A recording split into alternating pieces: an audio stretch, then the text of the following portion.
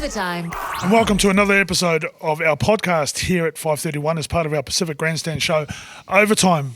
Matty, very special episode. Yeah, very special. This morning. I'm in the midst of some great people and great pioneers for our special game, the greatest game of all Rugby League.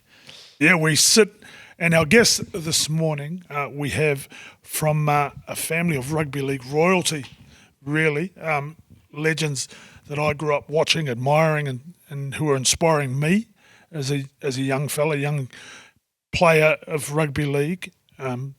We have Kurt Sorensen. Welcome, Kurt. We have Dane Sorensen, his brother, and the daughter of former Kiwi and fantastic coach Bill Sorensen. Debbie, welcome everyone to Overtime. Thank you. Malololei. As I said, malololei. It's Tongan Language Week. Ka tonga I wiki o le whakatonga. For everyone out there, this will go out a little bit after, but we're celebrating it here, right now. But to you guys, Debbie, to you firstly, your dad was one of the pioneers. Coming from Tonga, and when he first came to New Zealand, how did he fall across Rugby League? Indeed, he found out that rugby league was a good game to play because sometimes they might get paid a little bit of money. And when we say a little bit of money, we mean a really little bit of money. And so my father and Uncle Peter started playing, and in fact they started playing for Ponsonby as their first club. And at Ponsonby Club, you can go to the club rooms now and see photos of Dad and Uncle Peter and a couple of our other family members. And then he moved to Glenora. And Glenora was actually the club that he was playing for when he became a Kiwi. So he was 19 years old when he was first made a Kiwi, and he was the first Pacific person to be in the Kiwis. So he was our very first person, and he also played for the New Zealand Māoris. And so if you look in the New Zealand Māori history books, there's Dad as bright as punch. And that was a tradition that carried on because the boys also played for the Māoris. You played for the Māoris, did you, Dave? Yeah. Because there wasn't a Pacific team, there wasn't a Pacific competition. And my father was tough, just like my cousins. And so he was tough and was really made to play football, tough and disciplined as an athlete. Because there was no Pacific team to represent or that you identified with playing for the Māoris. How was that, Kurt and Dane? How was that playing for the Māori side, even though you weren't Māori?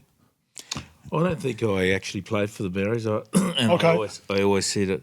I wasn't dark enough, but it was for different reasons. I didn't play. Dane played, and then I sort of made the Auckland team and then the Kiwis, but didn't quite make the Maori team at that stage. Dane? Yes, I enjoyed playing for the Maoris. I enjoyed playing with my first coach and the best coach I've had, Tom Newton. Yep. Awesome. And yourselves, you came through the old eastern suburbs, in what is now Mount Wellington. Yeah. Was that a natural progression after your uncles, both Bill and Dave, played the game for you to transfer and start playing rugby league? Or was rugby union an attraction?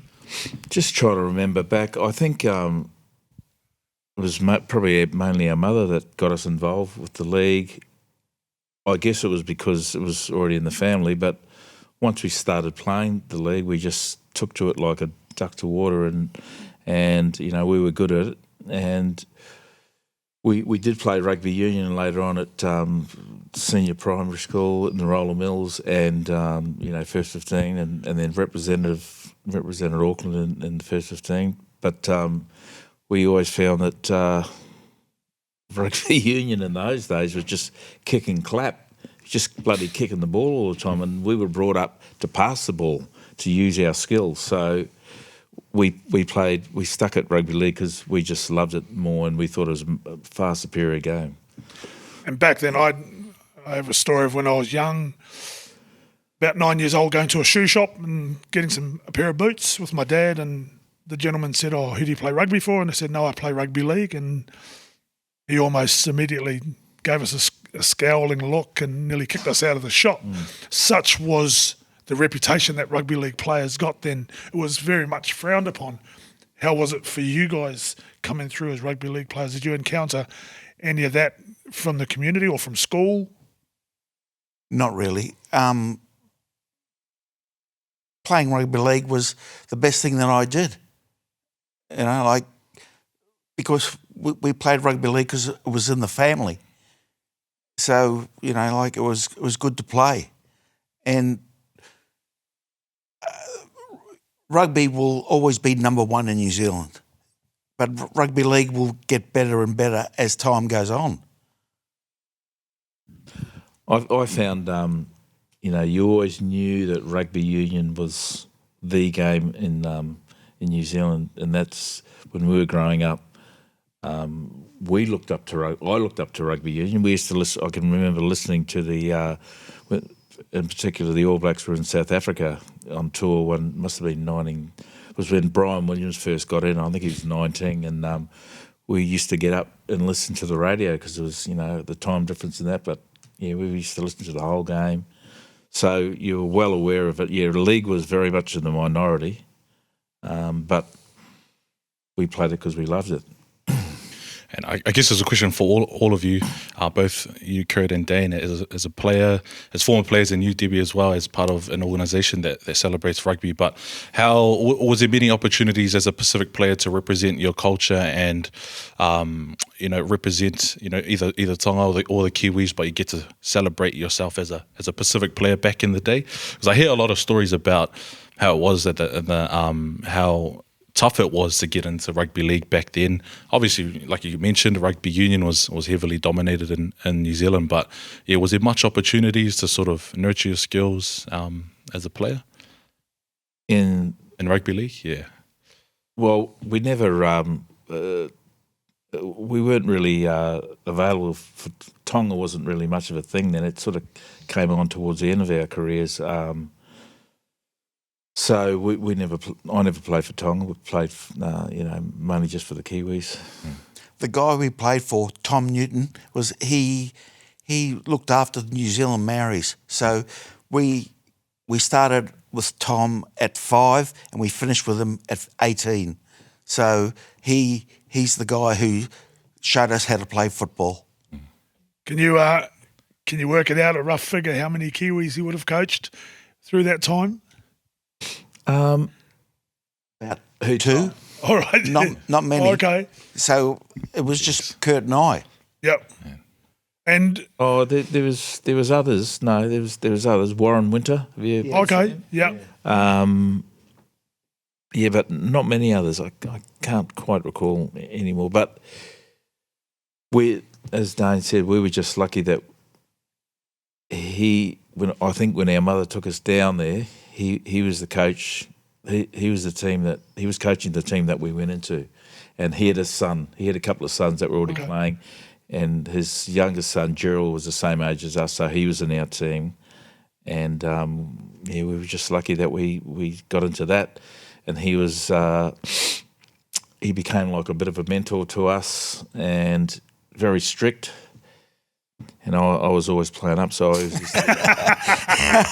always used to get a clip round the ears. I always remember that. But the reason we made the Kiwis early, and a lot of people used to rubbish that because they thought they were too young, but a lot of it was because what he had instilled into us mentally. We were way above our age group, and as has been proven over time, you know, we fully deserve to be in there. And you're a year apart in age, but did you play together coming through? Yeah, all the way through. All the way through. I was 4 and Dane was 5. All right. Yeah, and our mother, and it was like that because our mother decided that she wasn't going to put us in 2 separate teams because that'd be easier for us just to be in one team. So one lot of training every week instead of going all over the place. Smart lady. Yeah. Oh, she was. How different was the game back in the day when you guys first started playing rugby league to, I guess, compared to now, and how much it's changed? I hear a lot about the brutality and the broken legs and the broken bones and all that sort of stuff, and just getting on with it. How different was it back then? very different. It was a different world then. That's how I sort of relate it. You know, you could get away with a lot more things in the 60s and 70s and 80s than you can now. There's no cameras and all that stuff, but the rules, it was very brutal. I went and played in England, and when I went over there, it was just couldn't believe it. Elbows flying everywhere, Wow. knocking, breaking jaws. So I know that I had to get some eyes in the back of my head if I was going to survive. But when we were in the Auckland comp at that young age, so there's a lot of hard men, hard Pākehā blokes, hard island blokes. And I've done a few podcasts before, and they ask me about that, and I always tell the story of Jake Fafua. I don't know if you ever remember that name.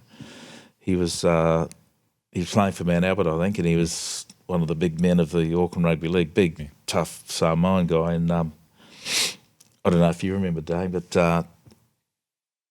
Dane tackled him, and then as he's going on the ground, he pushed his head into the ground. This is a guy probably 17, and he pushed big Jake Fafua's head in the ground, and I was sort of the second marker. So he got up, he played the ball, and then the ball swung out that way, and everyone was looking at the ball. Jake Fafua goes like that, and he just let one short one go, Dane, because Dane was first marker. Lucky Dane saw it, and he just put his head back, but he just copped him on the chin and just ripped his chin open. and then he sort of, Dane fell to the ground. I was still standing second marker, and so I saw all of this. And so I think it was the decision time. I was only 16. So it was either pretend that I never saw it or do something about it. So silly me just lets one go and got him a lucky punch and broke. Sort of, as soon as I hit him, the blood came out. Sort of stunned him. He went to the ground a little bit, but I thought, when he gets up, I'm going to get it. Just lucky that the referee saw the whole thing, and the referee was a local Mount Wellington guy that we knew, Shrimpton. Billy Shrimpton. No, the father, Ray. Oh, Ray Shrimpton. And he just comes over from over there and says, right, blows his whistle, you off, Jake Fafua. So we were saved, but from that, those kinds of first dealings with that kind of rough stuff, you learn very quickly. And Debbie, for you, when your dad first came over from Tonga, it was at a time in New Zealand. I dare say it's a bit like my parents when they came from Samoa, that they're almost discouraged to speak their language and hold on to their identity. And I remember my grandparents, wanting their kids to mix in and blend in, That's right. easily into society and into New Zealand community, almost discouraged it from being spoken at home, and you almost lose your identity. How was that for your dad, and That's how was exactly, that trying to hold on? Yes, that was exactly right. So Dad came from Tonga when he was 10, and he thought that to be successful for my brother and I, we needed to speak English, not Tongan. And of course, he married my mother, who was a New Zealander.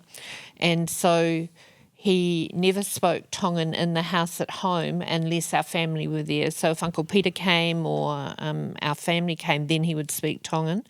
And he wouldn't speak Tongan very often publicly. And the first time I heard him speak it publicly was when we went to Papua New Guinea, and he was selecting their national team, and they had asked me to go up to referee a game at Port Moresby. And so we walked into the television studio, and actually the person running the studio was a Tongan broadcaster. And so Dad's away speaking Tongan, and I'm like, who is this guy? And, I was 20 then. And so the cultural aspects were frowned upon. You were meant to be integrated. And certainly in football, culture was never a thing. The culture was playing rugby league. That was the culture. And because there weren't well-developed national teams, Tonga, Samoa, Fiji, none of those were in place then. They were just starting, and Dad worked with George Mann to set up the Tonga Rugby League and get that going in Tonga. But, the lack of money, funding, resources really held it back. And I think the other thing that was different, compared to today, is that rugby league is a professional, highly professional game, and it's not so much about the game, it's an entertainment product. Whereas, when Dad was coming through, everyone had another job. He was a truck driver, and so if he didn't work, he didn't get paid. And as a selector and as a player, then you gave that up because you didn't get money. So the first time he went with the Kiwis, they sailed to Europe. And Dad, being a poor Tongan boy, had no money. And so he earned all of his spending money by playing cards on the ship. So not only did he... Yeah, and he used to clean everyone out, and he was known for it. And anything that he did, he played golf on a 4 handicap. He was, essentially the equivalent of an elite sportsman these days. No matter what he did really well. And there's no such thing in our family as being mediocre. You are either really good at what you do or don't do it. And that was kind of the principle, as we see with the boys here. And so everything that was done in the family was always done at a really high level. The standard was always very high, yeah. I remember training one day in Australia with Kevin Iro, and all of a sudden we're training and finding ourselves in a group. It was myself, Kevin Iro, Tony Iro, and another Pacific Island guy. We just gravitated towards each other. In your teams that you came through with the Arcoys and Dane O'Hara, that great side playing for Auckland, was, whilst we're talking about missing a bit of your identity, was there some of that where you gravitated and you hung around with each other, all the Pacific boys in the team? Yeah, I think there was a bit of that. Yeah, definitely, because we were born in New Zealand, but we were very, very aware of our Tongan culture, mainly both our parents were born in Tonga, even though we were half Danish and all that. We definitely knew the culture, and I felt very comfortable mixing with Pacific Island people. I said this about the Pacific community in England. It was important for us to get together. We just laugh differently. We laugh at different things in a different way.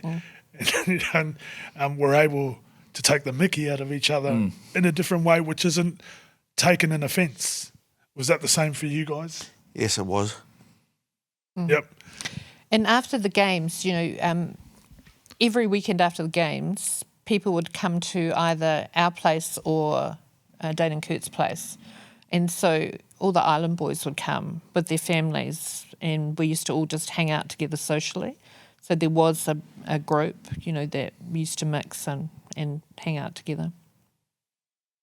You make your debut for New Zealand at 19, I understand. Yeah. How was that, representing your country of birth, and getting to put the black and white jersey on at such a young age? Listen, it was good, but it was one of those things. It just came along, and I got used to it. Yeah. And yourself, Kurt, at 18, to be able to put on, playing a couple of years in the Auckland comp, starting so young at 16, and then thrust into the international scene. How was that? Yeah, it was.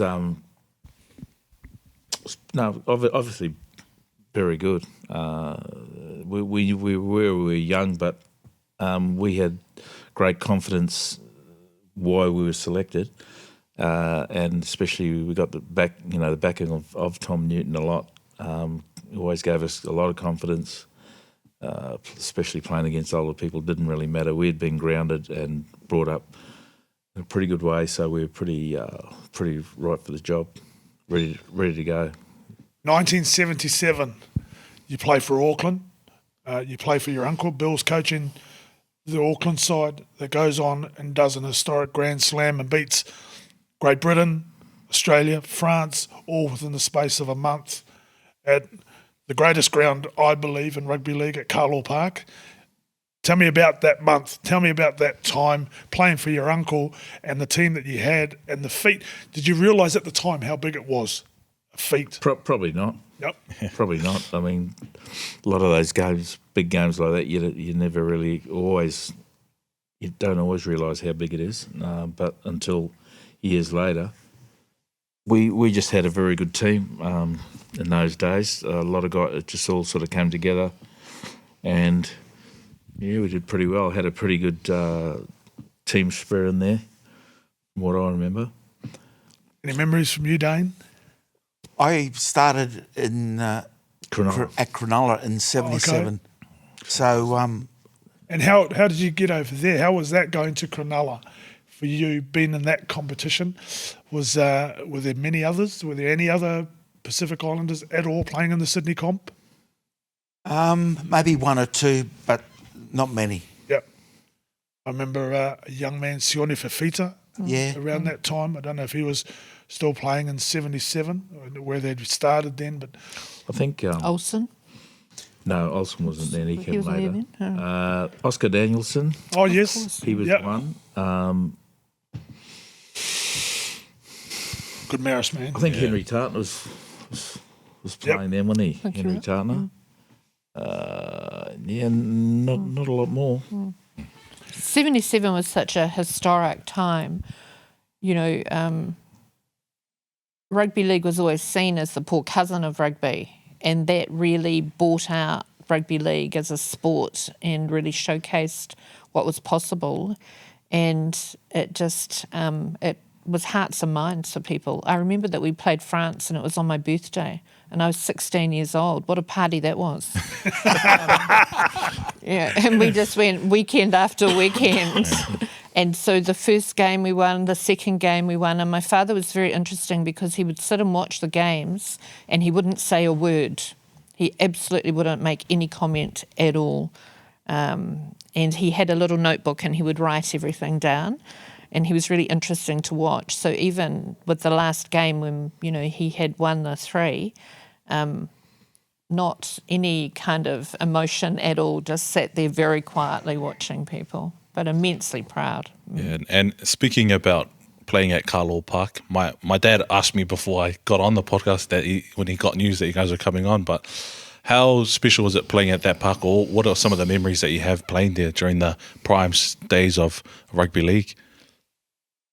I probably had more memories initially of going and watching games at Carlisle Park as a little kid, and I can still remember. There was lots of big games. The '71 when the Australian team came over in '71 and New Zealand thrashed them by a big score. I remember way back to 1966. When the Lions came out, Tommy Bishop, Cliff Watson were playing for the Lions. I mean, they were something else, those Pommies in those days. And then I used to sell, they used to have those things that you carry on the front of your drinks and lollies and all that stuff.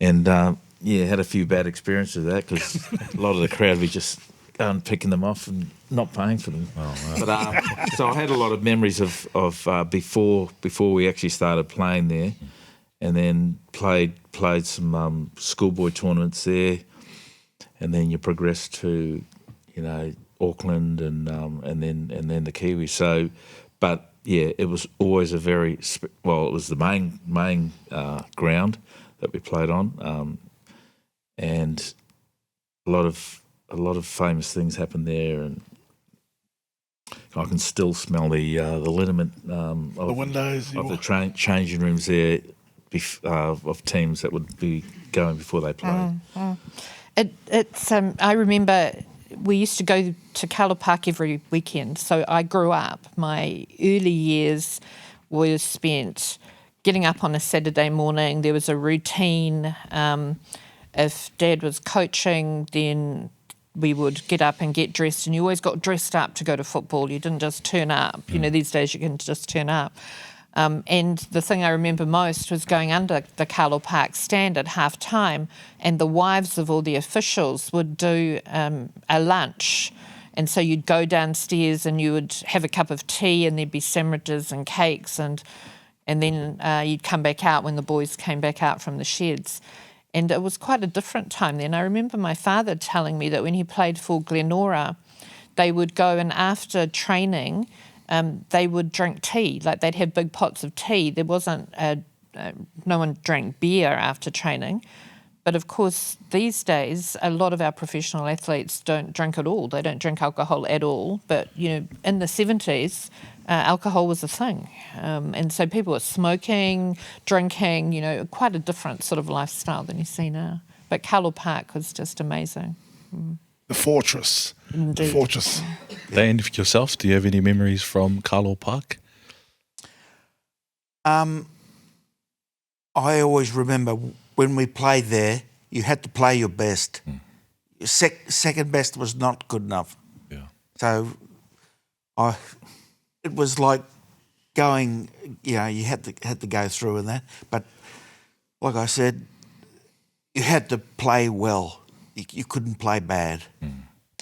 Yeah, definitely. And thank you for that. What was I going to say? Oh, you go.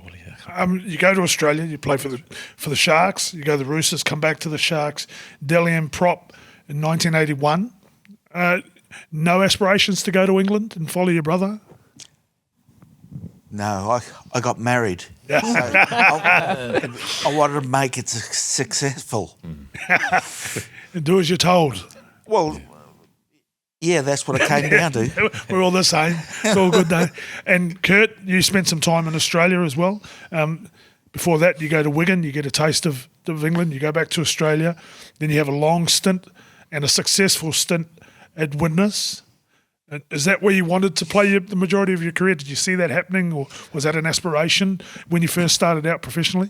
I think once when we first toured England in the Northern Hemisphere part of the tour in 75, I absolutely loved it. I loved the football played, and I loved the softer grounds, and I just loved that style of play that they were playing, because the forwards were very skillful, offloading, bloody creating gaps and that, and that's what I liked. So I always, I played in Sydney and that, but then when I was getting older, I just thought, I'll got an offer to go to England, so let's go over there for the next 3 years, and then I'll be done. But 9 years later,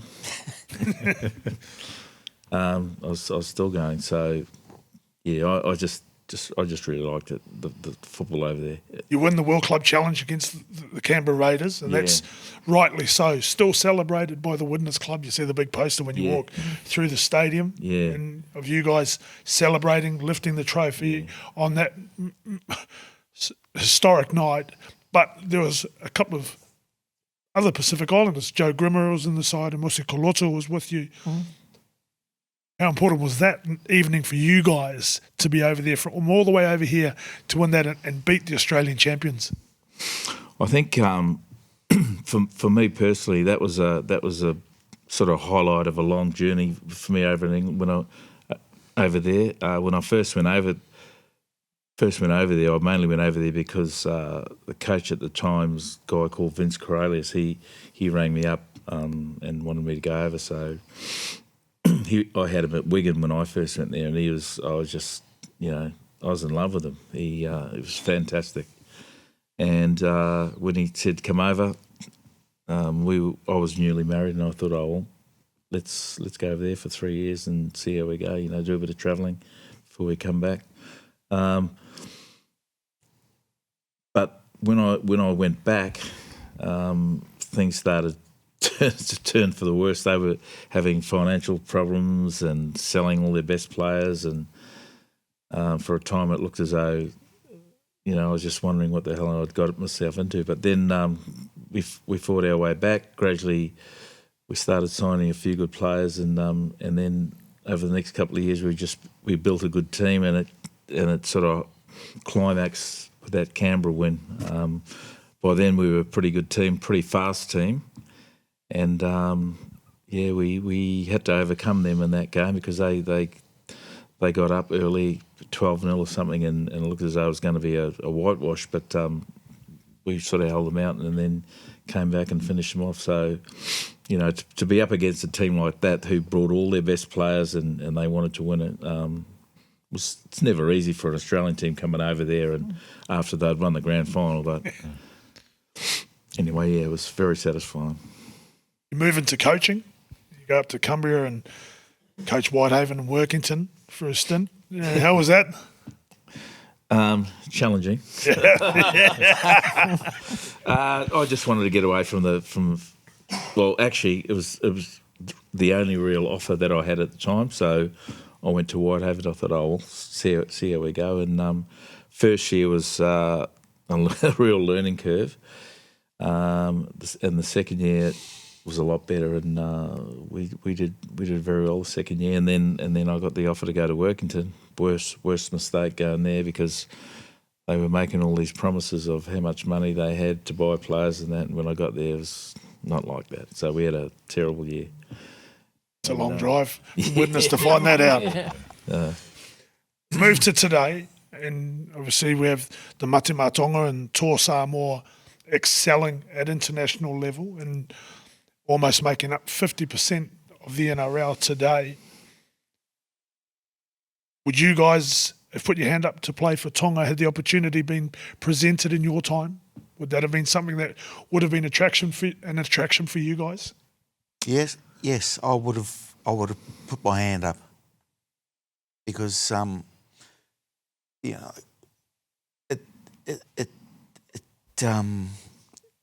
it's easy to play for a good side.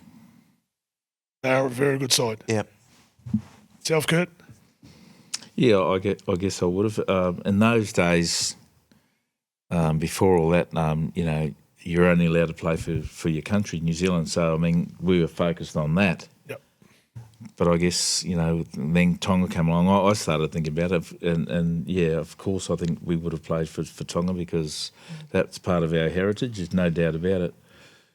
Although when my oldest son was picked for Tonga, when Jimmy Dimmock was coaching, and he only lasted 5 minutes because he got in there and he never knew the Tongan culture like we knew it, you know, even though he had it in him.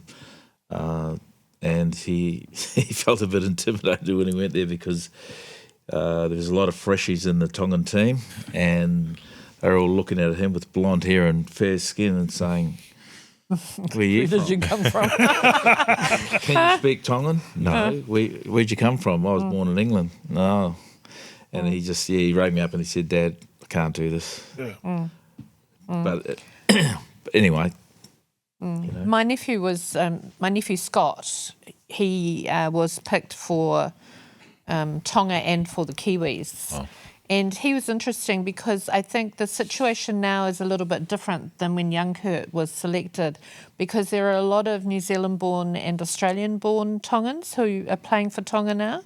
Mm. And so it's not as intimidating, I think, for kids who might have been a bit disconnected from their culture. And certainly I saw this with Moana Pasifika when we took the first Super Rugby game to Tonga last season, that a lot of the men that we took had never been to Tonga, they'd never put on a te avala, they didn't know custom and protocol, and they just sucked up every single bit of it. And to see them, you know, so proud, because half of the Moana team are Tongan, of course, and so to see these young men have that experience and it to be so positive for them is quite a different thing. And we see now, certainly in the experience of standing up the Moana franchise, that I have no doubt at all that there will be a Pacific franchise in the NRL in years to come. You can see that coming. There is a real thirst for Pacific players to play together. And given that, you know, we populate most of the NRL clubs now, we've got more talent than the clubs can handle. So I look forward to seeing that happen. When your dad and Don Mann are starting out to establish Tongan Rugby League and establish a Rugby League international side for young Tongans, as we're speaking about, and to see it today and the success that it's having and the threat that it imposes on the bigger sides. How proud would your dad be today? Very, very proud. He would be very proud. And I think that it is a testament actually to the generation of, Pacific players coming through rugby league that these teams are now starting to thrive and be part of the international competition and be competitive. And if it hadn't have been for the hard work of Dad and Don and George Mann, the boys, just holding that line all the way through has made it possible today. And so, as recently as in this last month, the Tongan Rugby League national side has been newly incorporated and accepted by the International Rugby League board and has been accepted into that with a unanimous vote. And so I think we're seeing a new age of Pacific representation coming through, where the Pacific countries are better resourced and managed more professionally, so it's a real option. And, Jason Tamalolo was the absolute catalyst for that move. And as soon as he moved, every day another Tongan boy we'll go to. So it's always the first move, the first one who moves that makes the difference. We're talking about the NRL at the moment is at 50% of Pacific Island representation. And we'd had a chat before we came on and started recording, Kurt, and you said it was always going to happen.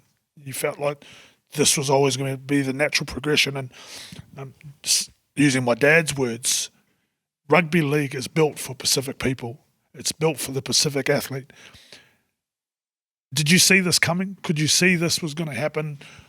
The more Pacific Islanders that migrated to New Zealand and to Australia, that rugby league was going to be the game that they fell through and become successful at? Yeah, I think so. I just always felt that when they're born, they're made for it. Strong, fast. So it's good, natural, good skills. So that's what rugby league's all about. We're here today, and you guys are in the country for the induction into the Hall of Fame for the Auckland Rugby League, which has been held this evening. And first and foremost, congratulations to you two, and congratulations to your father, Bill, who's been inducted as well, and well deserved, long overdue, and for Don Mann as well. All four of you gentlemen hail from the same little island of Vava'u in Tonga. How much of a hotbed is that, Debbie? Oh, it's it's really hard to describe. I was with Don Mann a couple of weeks ago, and we were talking about, the Tongan group that will be represented tonight. And as a group of Tongans from Vava'u, we're very, very proud of that. We are all connected to each other, and so that's really important. And I think for us as a family, we have 3 generations of Kiwis. We've produced 5 Kiwis in our family, and we look forward to seeing more coming. I'm a little bit worried that my grandson, who is 5, has started off playing rugby for Ponsonby, and I didn't see that coming. And I'm like, this could be a problem. But to see this group being recognised tonight makes us proud, not only as a family, but as a community, as a village, and as a country. All it speaks about is the service that the family has provided to rugby league, but the great things that rugby league has done for our family and the opportunities that it's provided. Yeah, definitely, and especially in Auckland as well, where it's the cultural hub for all Pacific people. There's so many Pacific people that have come through. Auckland Rugby League have contributed from way back since its inception up until now. There's including you both, Kurt and Dane. I've just been sitting here, bro, in awe. I'm like just hearing these stories and think, because I'm part of the younger generation, the ones that these gentlemen have paved the way for, and I find that it's strange to know that culture and opportunities to represent as Pacific players wasn't as popular or wasn't present back in the day, but it's just a testament to the work. Whether you're conscious about it or not, that you guys representing our small corner of the South Pacific in these big games, in these big teams as well, which is like, it's not a question, but it's just I'm so honoured to be in your guys' presence at the moment. I just want to say, big thank you for that. But that's good. That's good. Because I tell you, in years to come, the Tongans, as Tongan gets bigger and bigger, the Tongans will get into the league more and more. So it'll be the start of it. Yeah. I was just going to ask the question that came back when I forgot about it. Was at Richmond Rovers. They recently snapped a 44-year drought. Do you remember when they first won the grand final back in 1980? Was Fred Arcoy playing for them? I'm sure Fred was in the side. Yeah. 1980, was it? Oh, yeah. Might not have. He might have just. I'm not sure. Yeah. Your thoughts on the game, on then getting up and snapping that drought? Well, very good. Because weren't they one of the foundation clubs? Yeah. So, very proud moment for them. And because we know a lot of guys that used to play for Richmond, especially Felecki and Luther Talanoa and, a lot. Yeah. We've seen, and you're alluding to some of it with what you're saying there, rugby league. And one of the beautiful things about our game is whilst when we cross the white line, we go and bash the living daylights out of each other. But then when we come off, we are such a tight community. And we are there when in times of need, and we're there to able to celebrate with each other all those milestones. And what you're talking about, the grand finals, is that a sense of community that has been tightened because of our island ties, or the pressure from rugby union to isolate us as rugby league people? Or are we just that game that everybody just gravitates together? Yeah, probably a combination, of all of it. Obviously, in the early days, we were the poor cousin, and we knew that, but that didn't stop us. The game said everything. That game, rugby league, was just we played it because we loved it so much. Rugby league was a working class sport, and rugby was often, at school, you couldn't play rugby league for your school. And so often people would play rugby league for the club in first 15. And I can remember my brother being told that if he played rugby league, they wouldn't pick him in the first 15 and he wouldn't be made a prefect at the school. And so that bias in the schools was very strong. Even today, it's still very strong in some of those schools. So rugby league is very hard to be established and supported in the schools, but that is changing. And the NRL has made the biggest impact. The flair, the talent, the profile of these young people playing is just breathtaking to see that sportsmanship. And we have just, as an organisation, we've just spoken to over 2,000 families up and down the country, and the young people there told us at every meeting that they wanted to be professional sports people. They wanted to play rugby league or rugby, men and women. And so I think our future is in good hands as we move forward. No doubt, especially if it keeps going on the progression that it's on at the moment. It's definitely in safe and good hands. As someone who was fortunate enough to live a life through rugby league and travel and see the world like yourselves, I was only afforded that opportunity to do so because I stood on your shoulders, because the guys that laid the platform like yourselves, and I, as a player, a former player and a former coach, and someone who played the game and loved the game and fell into it, I thank you guys for what you did, for setting everything up for us as young Polynesian players, and the guys that continue to do that today. I pass on their thanks. And you guys are legends. I didn't understate it when I said we had royalty, rugby league royalty here. The Sorensen name carries on. Who knows, one day we may have a little All Black as a Sorensen. Who knows? That may be the case. Go to the dark side. We'll wait and see. It's got a different ring, but a ring nonetheless to it. And as I mentioned, you're here for induction into the Auckland Rugby League Hall of Fame this evening. My congratulations sincerely to you all, to your father Bill as well, to you two guys, and to Don Mann for tonight. I will be in attendance tonight to watch you guys go up and receive all the wonderful recognition that is long overdue, but due nonetheless. And, you know, see you celebrate that this evening. And on behalf of all of us here at PMN and our overtime show, thank you very much for giving up your time. I know you're still based in Australia, here for only a short time, and give up that short time for us to come and sit down on the couch and join us this evening and impart some of your stories and your background and your history. It's truly an honour and a pleasure for us too, and for everybody involved in our organisation. I'd like to say it's good to be recognised. And I remember when we first started playing, you know, you never thought where we were going to get to, but Kurt and I were lucky. We got to the highest part. And I was very lucky to be standing on the concrete stand at Carlaw Park and watch some of those highs and enjoy some of those moments. The 18-0 win at Carlaw Park, I think in '89, after Kurt Sorensen and Greg Dowling went for it on the sideline 2 tests before, was one of those moments. Yeah, Kevin, I think.